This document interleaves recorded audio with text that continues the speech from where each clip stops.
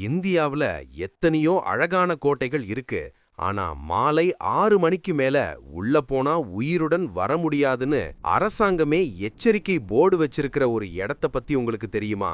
அதுதான் ராஜஸ்தான்ல இருக்கிற பான்கர் கோட்டை. இன்னைக்கு நம்ம வீடியோல இந்த கோட்டையோட அதிர்ச்சியூட்டும் மர்மங்களை பத்தி தான் பார்க்க போறோம். 17ஆம் நூற்றாண்டுல ராஜா பகவந்த் தாஸால் கட்டப்பட்ட இந்த கோட்டை ஒரு காலத்துல ரொம்பவே செழிப்பா இருந்த ஒரு நகரம். ஆனா ஒரே ஒரு சாபம் இந்த நகரத்தையே சுடுகாடா மாத்திருச்சுன்னு சொன்னா நம்புவீங்களா? இதுக்கு பின்னாடி 2 கதைகள் சொல்லப்படுது. கதை 1, துறவியின் சாபம். இந்த கோட்டை கட்டப்படும்போது பக்கத்துல தவம் செஞ்ச பாலுநாத் என்ற துறவி ஒரு நிபந்தனை விதிச்சாரு. இந்த கோட்டையோட நிழல் என் மேல படக்கூடாதுன்னு சொன்னாரு. ஆனா கோட்டை உயரமா கட்டப்பட அதோட நிழல் அவர் மேல விழுந்துடுச்சு.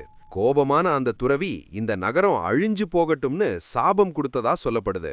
கதை 2, இளவரசி மற்றும் மாந்திரீகன்.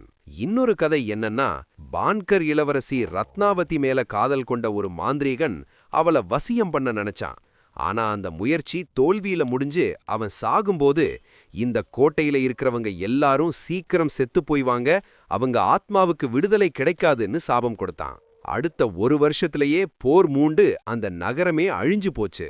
இன்னைக்கு வரைக்கும் இந்த கோட்டைக்குள்ள இருக்கிற வீடுகளுக்கு கூரைகளே கிடையாது.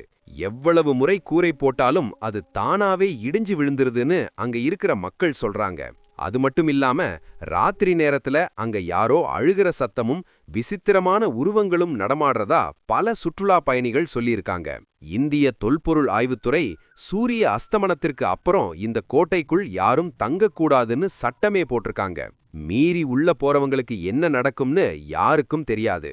இப்ப வரைக்கும் இது ஒரு தீர்க்கப்படாத மர்மமாவே இருக்கு. உங்களுக்கு இந்த மாதிரி இடங்களுக்கு போக பிடிக்குமா?